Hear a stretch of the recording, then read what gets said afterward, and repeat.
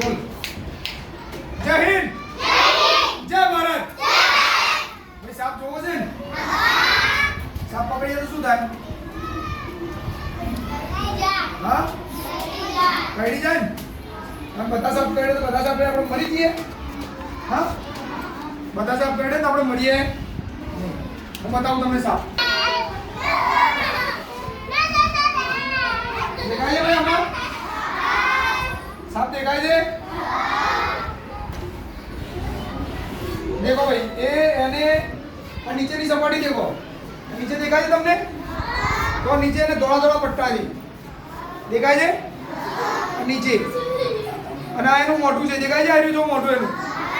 જો આ મોઢું છે હા આ મોઢું છે એનું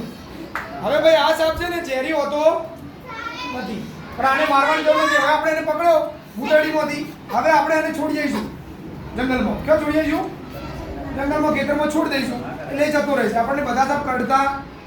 નથી બધા જ આપણે મારવાય નહીં બધા જ આપણે મરાય સમજી ગયા ને